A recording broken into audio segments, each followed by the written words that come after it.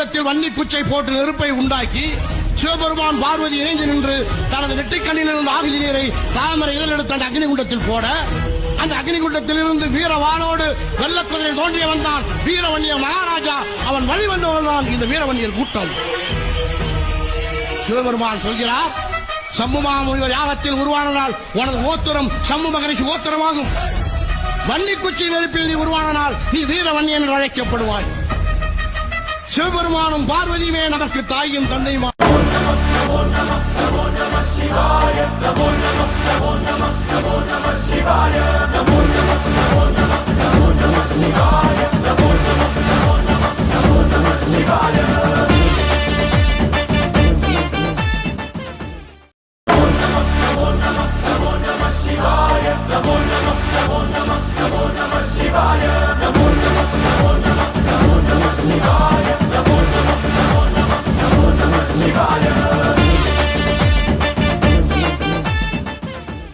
இரவு பகல் பார்க்காமல் இனத்துக்காக உழைத்தவன், இளைஞர்களின் மனத்தினிலே எழுச்சியினை விதைத்தவன், பொய் வழக்கு புனையப்பட்டு புகழ் சிறைக்கு சென்றவன், பொய் வழக்கு புனையப்பட்டு புகழ் சிறைக்கு சென்றவன், போர்க்கொடியை ஏற்றி வைத்து போராடி வென்றவன், போர்க்கொடியை ஏற்றி வைத்து போராடி வென்றவன்.